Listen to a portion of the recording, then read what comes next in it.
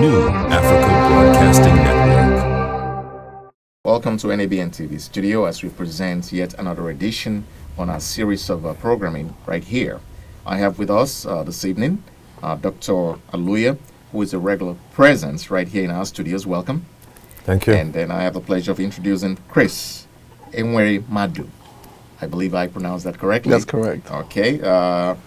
We're going to be talking about the incident that occurred in Germany regarding Senator Ekweremadu. No relations. It's no different. No relatives. No. Who was a former deputy speaker in the House of Representatives in Abuja.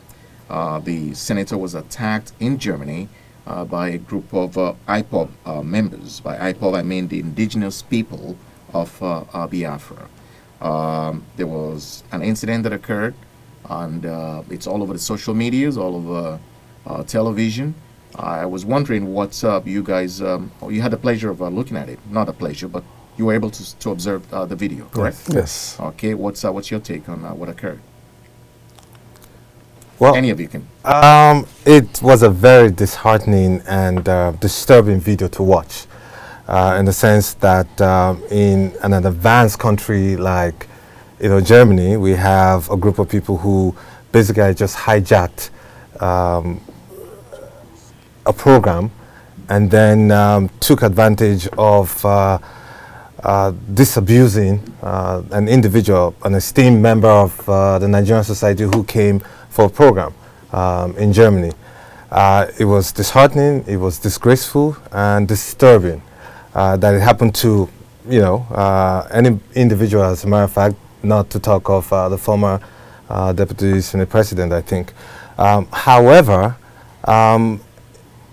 it comes out of the frustration of people who, over the years, have seen the negligence and decadence that's happened back home, that probably resulted in their leaving home in Emma's.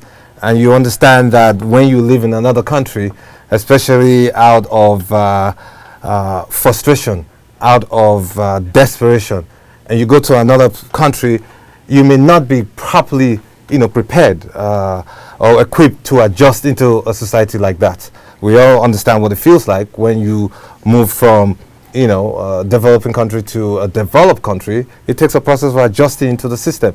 So that in itself creates a nuance for desperation, anger, and despondence in the countries where they live. So people are angry, and I guess as disheartening and disturbing as it is, it became a route for righteous anger. And a lot of Nigerians are angry all over, globally. However, again, it boils down to the singular story of the disgraceful behavior or the indiscipline that has been identified with a lot of Nigerians. So you can look at it from two ways. For those who see, it's righteous anger, yes, you can. But however, happening in another man's country and a disgrace to our national identity and national heritage is disturbing. What, however, would have been a good thing, I would say, for those who are on the contrary side, who think it's something that should have happened, is that it was done by a group of people who identify themselves as non-Nigerians. The IPOB people vehemently don't feel they're Nigerians, and they're angry at the system called Nigeria, and they use disparaging words, zoo and all that, which is equally disheartening as well for those of us who identify as Nigerians globally. So for you to do that to a Nigerian, then again, is disheartening. Chris? I wouldn't quite frame it the way my brother here has so eloquently put it. I would think, yes, as disgraceful as that might be, I don't condone violence of any sort on any level. But you were right to mention Nigerians are so frustrated, and the frustration stems from lack of leadership. Which is why our Nigerians are suffering back home. So we all have relatives, family members who are home, and they all depend on us to take care of them. So financially and otherwise, we have to be there, and we're the ones that look up to. Now, not complaining, but it could be a little better if we had a functional system at home. Now, if all of us here can begin to complain, which we've been doing this for a while now. We've been complaining about how horrible things have been back home. And people back home have been complaining.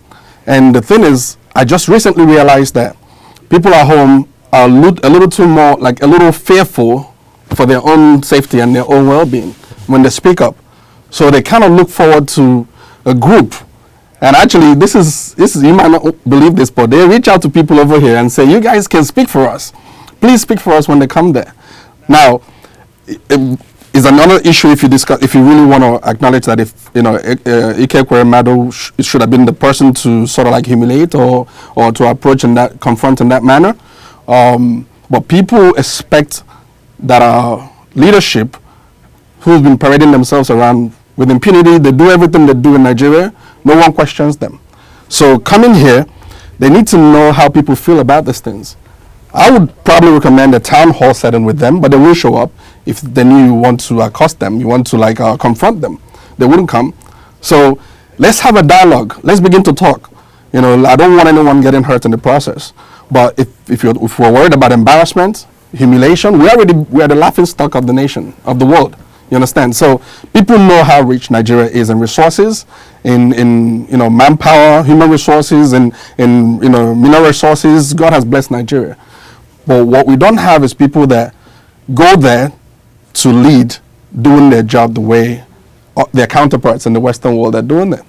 No, So I totally agree. The more factual, disturbing, issue with this is when you call for dialogue, and these individuals, we know politicians are corrupt, but in the system where a lot of them come out of from, a few are still determined to do the right job, and they would want to interact with those of you or those of us in the diaspora and come to a table and have a tete-a-tete with intelligent discussion and outcome. But guess what? At the rate at which this has happened, they would not come. They will not come. They'll be fearful. That's my and fear. that's what it is. And if this has started, where else would it lead to? Do we allow people who live in developed countries, who ideally are exposed, knowledgeable enough, intelligent enough, live in a country like this, run amok and do damage to everything situation that come up? Is that where it's going to lead to? How are we going to begin to call people into question to say, what, this is wrong? There are other ways of doing this. In most developed countries, we see what happens. People they do this in India, they do this, but listen, these people are not the Western world. You see what happens here. You carry your placard. You show, you demonstrate, you show your anger. You can heckle and then be escorted out, decently, but that's how it should be done. You're quite right, actually. Like I said, I'm not one to condone violence, of any sort. And I'm torn.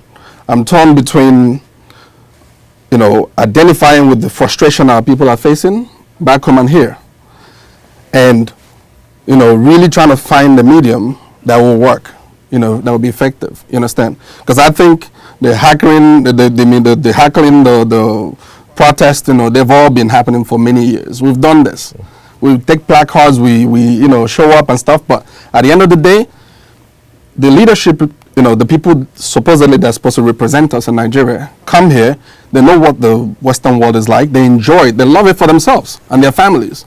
They come here, they sit down, they eat the food, they enjoy all the benefit of the civilized society, right? But when they go home, go home, what do they do to emulate what they see here? Their children are here, most of them are here. Their families are here, most of them. And when they go home, that's it. Mom is the word. They don't say anything until the next trip to the US or the next trip to Germany, next trip to UK, anywhere. So how do we come to a place where we can now say, listen, Mr. Man, whatever you guys are doing there is not working. And whatever we've been doing so far, trying to talk to you, is not working either. But then So something has to give. You have to come to a compromise. And Yes. that comes to the point of I'm sorry to leadership cut you in those in diaspora. Okay. I mean, this senator was invited Right. to this festival, to this gathering, and all of that. Was this something they planned, or I mean, what are you? It didn't seem like that to me. Okay, so I don't know if you have a different opinion from this, but what I see is something that kind of evolved and took a life of its own just there. I think the people were probably there to heckle and make noise from a distance, and I think they might have just gotten a sight of former deputy senate president, and they felt like, this kind of things, that's why they take a life of their own. This kind of things are dangerous because you don't know where it's going to lead. That's why I'm kind of like worried. You understand? When this kind of goes into full-blown situation, it could be very nasty. So you might think you're going there to exchange words with the person, and then you get there and you start spitting at the person, and from there you start throwing shoes, and then things escalate. I mean, having an exchange with a senator or any politician, it's not anything new. I mean, it happens right here in our society. It happens every day. But coming to getting physical with a senator that you invited is it's appalling to me. I don't believe at all that it's civilized. It's not civilized behavior. Actually, you're right. And you know what? What we need to do. You just referenced what we do here in the U.S. in a civilized society, right? The leadership, the elected officials sit down with their constituencies and they speak. Now, if we can have such a platform where our elected officials can come and hear us speak, whether they like what we have to say or not, and they sit through it like the ones here do. Sit through it and listen to your people. Sit through it, even if we don't sound polite, sit through it. We're going to try to conduct ourselves in the most civilized manner, but sit through it and know that this is your job as a servant of the people. Now, people win elections in Nigeria, they start throwing parties. Why? Do you think they think about leadership at the time they throw in those parties, or they think about, here comes my $1 billion, and here comes my mansion and whatever, living a lifestyle of a rich man? That's what they see there. They don't see serving the people. Now, we lose people, countless people every day. No hospitals, no roads, no academic education, no infrastructure in any sense, no employment. People graduate, the ones that manage to go to college, mortgage their homes and buy sell lands to take their children through school and stuff like that. When they graduate, what do? Nothing. So you have gazillions of graduates unemployed, roaming the streets. That's a recipe for disaster right there. Right. There's no doubt that Nigeria has unfathomable problems. Is the issues that pertain to us. Is not unusual, and I'll use that word, and not particularly peculiar. It's an issue, if you want to take it all through, that happens all through Black Africa or Black nations, all across globally. But then, where I take, precedence, take the notions in the sense that Nigeria and Nigerians should begin to take the step towards leadership. And not just the leadership in Nigeria, the people who rule, but the citizens of Nigeria. We've had stories of what we've done for other countries and for other nations around the world. However, over the last 40 years or so now, we have lacked a direction of where we need to go and how we need to get it done. Now, people are frustrated back home, and those who live abroad are frustrated. Now, I'll look at it two ways. Coming back to what happened to unfortunate thing that happened to the senator, is this. The people who spoke or did what they did, would you now call them Nigerians? They're IPOB. They're two different things. Now, when IPOB does that to an individual, and these are people who do not call themselves Nigerians, I'll tell you what it does. It further ostracizes not just IPOB, but the entire Igbo people. Because then guess what? Sincerely, the Yorubas are sitting there and say, you know what? Let's see what they're going to do to our fellow Yoruba brother when he goes to abroad, or when he goes abroad. And the Hausas will say the same thing too. Now, would IPOB people now attack a Yoruba man then when they come? Or would they attack an Ekweremadu when he comes abroad? Because they're all thieves. But that's they're all politicians who embezzled our issues. Or, as some people say, it's a house cleaning. The house cleaning that they talk about should not just be house cleaning for the Igbos alone. It should be house cleaning for all of Nigerians. Whatever has happened should be done by Nigerians to Nigerians, not just a group of people who don't call themselves Nigerians. So it further ostracizes a set of people who do not identify with the collective notion of Nigeria. And that's where an issue is coming from. Because everybody else will begin to sit and watch. Are you going to do that to my brother? I'm an Isoko man. If an Isoko man comes abroad, would then IPOB now attack an Isoko man because he stole money? No. The collective suffering that Nigerians are going through should be done and addressed by collectively all Nigerians who live abroad. Now, to the other end, that's where the leadership comes up. I mean, leadership of those who are in diaspora.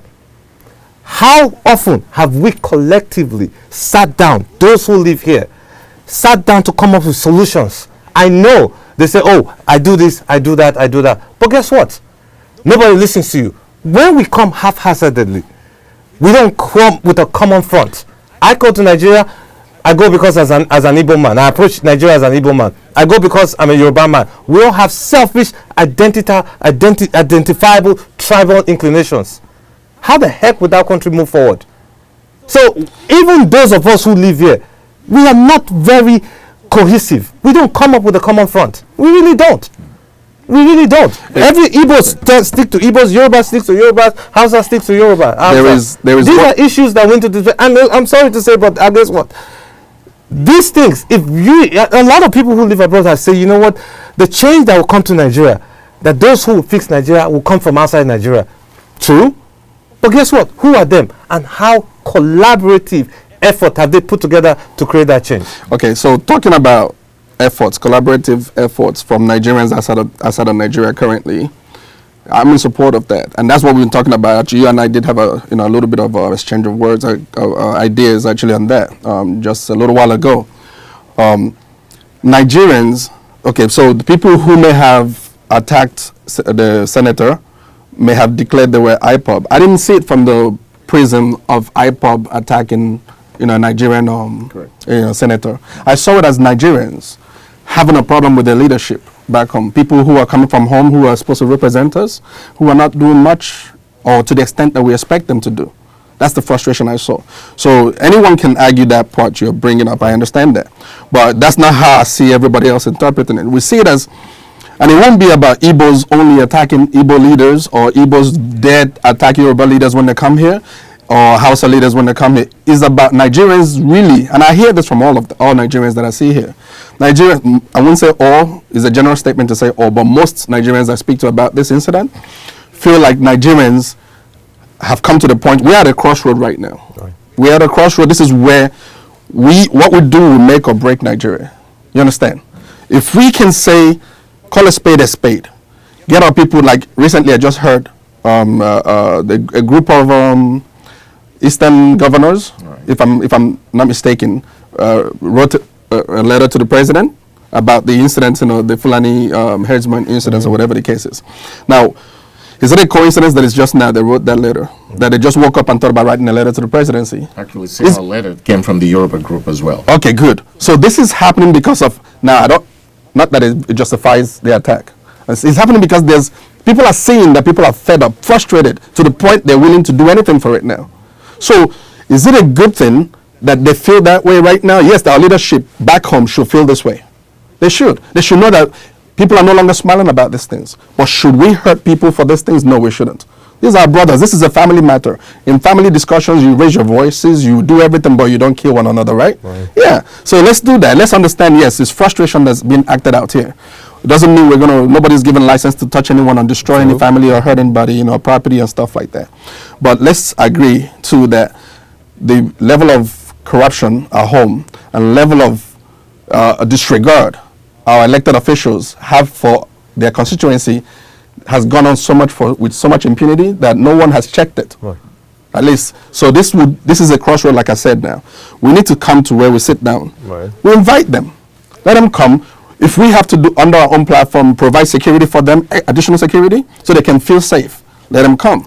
Well, So we need to sit down and speak to them. I mean, who's providing security for those of us that will visit Nigeria? Those people that are concerned, those people that have been kidnapped, that have been killed, and all That's of that. exactly. You know, so I mean, it goes, both ways. You know, you go there, you get injured, you get kidnapped, they're asking for ransom. I'm not saying this is. I mean, I go to Nigeria all the time, and thank God, everything is fine. I never, face that, but I hear stories of what's happening, and that's where this frustration is stemming from. Now you people that can't go home. Exactly, and we've had countless town hall meetings in the United States.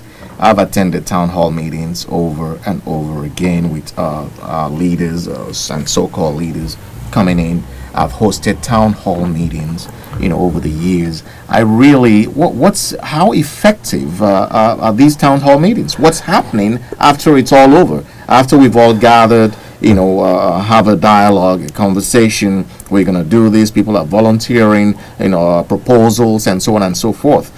I am yet to see a follow-up with these town hall meetings. Well, I'll tell you this, and I'll add that. I'll add to that. You see, the issue again, often enough, I mean, you and I, we've attended town hall meetings, we've organized events and stuff, and again, people tend to go tribal, and that's a big issue. People go tribal in the sense of either tribe based on desperation, based or on lack or seeking the need for identification or for what they can obtain or get. And we've seen it across, even in the United States, and almost everywhere when you go. Now, when you attend those town hall meetings, often enough people have an agenda, an individual agenda as well. And then for those who really come up with the intent to do good, guess what? They never get invited, that's one. And even when they do, they don't even get the way to talk or to speak, because those who feel entitled, the doctors and the professors and whatever who feel, and the chief and high chiefs, want to speak and talk and have a conversation with the politician, just they can get recognized and get the projects and the contracts or whatever they want back home. Those are the ones who get heard. Yes. Because they feel they need to get their works done. However, these are the issues. Now, and I've been in situations where when you call these town hall meetings, and I called them one time, I said, look around this hall. What's the average age of anybody sitting out here? 50. Come on. Where are the younger ones? These are the people who are the future of the country and the future of tomorrow. And they're here, they're intellects, enlightened, exposed, educated. They don't show up. Because guess what? It's the same group of people who are there all over again with the same agenda. So nothing gets done. When the same group of people over and over hold up meetings and they go and they disperse because of their individual agenda, nothing will get done. So the question now is this, and I always say this, look, we need to learn to culture a collaborative attitude. And what does that mean? Meaning you're putting your resources together, and those resources are what? Your time, your money, and your intellectual capacity. As you do that, you begin to raise a culture of mentorship. We as Nigerians, and I will say, as black people, we don't have a mentorship culture. We really don't. We have a guardianship culture, which is totally different from a mentorship culture. That's another definition, which I will go into exposition with you. But coming to that, we need to learn to collaborate with one another and develop a mentorship culture. Collaboration means what? Bring it together, like minds, for an objective, obtainable, achievable aim to come up with a definite result. That's what it is. Like minds. Often enough, the effect of tangible results that come out of anything are not done by many. It is done by dedicated few with a common interest. Exactly. What you actually said is correct. There seems to be a divide with the older generation and the younger people that we have in our circle. We actually have had this conversation. Some of my people in my circle, I went to school here with a bunch of young Nigerians. So we talk, we have dialogues over this kind of issues. What exactly is Nigeria? What is our future? What is our hope? What are we looking to accomplish? Right. How do we fit in, us in the diaspora? And we talk about these things. We want to know how we can harness our power, our expertise, our technical know-how, and go in there, our home, and infuse all these resources into the Nigerian economy. You understand?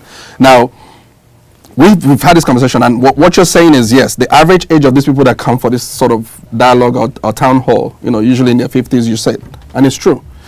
There is sort of like a competition between our fathers and us. They don't want to let go. They're not passing the batons down to the children. Right. You understand? They feel there is also so much they want to give to the country. You understand? Because having been out here so long, you feel like you want to come back home, and there's much you can contribute. But yes, that will come with them sort of like humbling themselves and realizing, like, listen, I need to do something to pass this baton to the younger ones and encourage them. Mentorship comes from a setting like that. When a father cannot mentor a son, then how do you expect an individual who's not old enough to be a father to be a mentor for you? So a father needs to know, I recognize my place as a father, and I recognize my age, and I know my son has come of age. Therefore, I'll pass this baton to my son and let them continue this dialogue. So if we can get things like that, and we need to expand our circle as well. Let all the young people begin to come together and rub minds. It's a common goal. When we come and we have an agenda and we speak, we have a common interest, which is to deliver Nigeria and to make Nigeria better than we left it when we came out here. So we have skin in the game. Gentlemen, I didn't mean to cut you off. It's been an interesting discussion. You're talking about passing the baton. I've been waiting for that baton for decades. At this point, I don't think anyone is going to pass any baton. Right. Been hearing the names the same names that I heard when I was 10 years old. Yes. They're still present. Yes. They're not going very anywhere. much. They're not going to pass the baton. We have to grab the baton, right. From them at this point. I'm not advocating any kind of violence. No, of course. But these people, so-called leaders, are not ready to give it up. On that note, I'll say thank you again for coming to Let's Talk About It. We'll have more issues, more discussions. Until next time, viewers, thanks for watching, and we'll see you next time.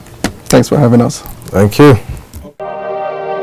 NABNTV, inspiring a new generation.